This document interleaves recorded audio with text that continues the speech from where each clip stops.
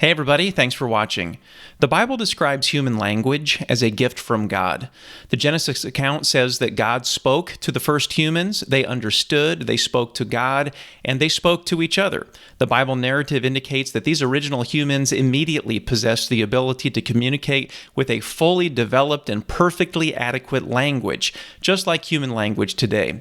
The Bible also indicates that this language and communication allowed for originality and creativity. For example, Genesis chapter 2, verse 19, "Out of the ground the Lord God formed every beast of the field and every bird of the air, and brought them to Adam to see what he would call them.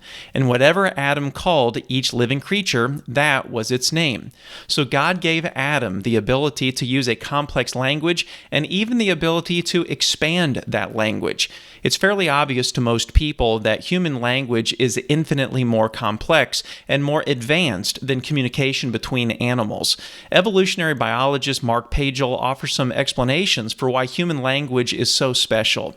Human language is distinct from all other known animal forms of communication in being compositional. Human language allows speakers to express thoughts in sentences comprising subjects, verbs, and objects, such as "I kicked the ball," and recognizing past, present, and future tenses. Compositionality gives human language an endless capacity for generating new sentences, as speakers combine and recombine sets of words into their subject, verb, and object roles. For instance, with just 25 different words for each role, it is already possible to generate over 15,000 distinct sentences. Human language is also referential, meaning speakers use it to exchange specific information with each other about people or objects and their locations or actions. Human language really is endless in its descriptive and creative potential. If our language lacks a word for something, we can just create a new word and give it meaning. We could create 1,000 new words and give all of them meaning. We could even create a new language, and we often do that. Animals do not do this and cannot do this. Animal communication obviously can be very complex, using sounds, movements, odors, colors, and various combinations of these symbols. Still, human language is completely different. Evolutionary biologist Mark Pagel again explains the inferiority of animal communication. He says, "Animal language is nothing like human language. Among primates, vervet monkeys produce 3 distinct alarm calls in response to the presence of snakes, leopards, and eagles. A number of parrot species can mimic human sounds, and some great apes have been taught to make sign language gestures with their hands. Some dolphin species seem to have a variety of repetitive sound motifs associated with hunting or social grouping. These forms of animal communication are symbolic in the sense of using a sound to stand in for an object or action, but there is no evidence for compositionality, or that they are truly generative and creative forms of communication in which speakers and listeners exchange information.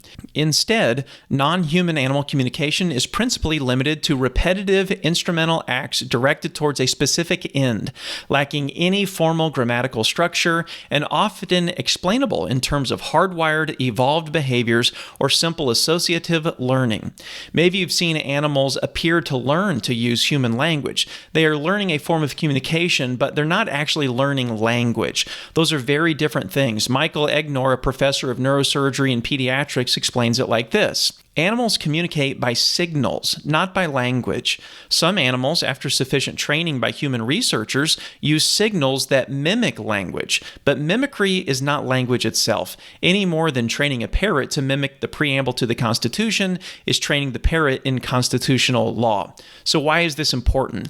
How does this prove that we are created by God? There's a giant evolutionary chasm between conscious human language and the communication of animals. So where did language come from? Where's the transition between our grunting Neanderthals and our fully articulate ancestors? It just doesn't exist.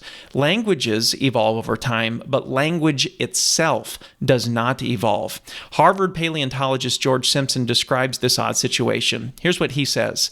Even the peoples with the least complex cultures have highly sophisticated languages, with complex grammar and large vocabularies, capable of naming and discussing anything that occurs in the sphere occupied by their speakers.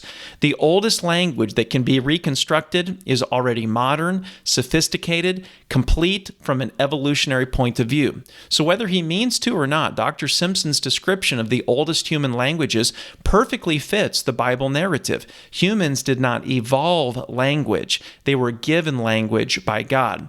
Why did God give language to humans and not to the rest of creation? It's because God has something to say to us. God gave us language so we could communicate with Him, to understand Him, to love Him, and to obey Him. Thanks for watching.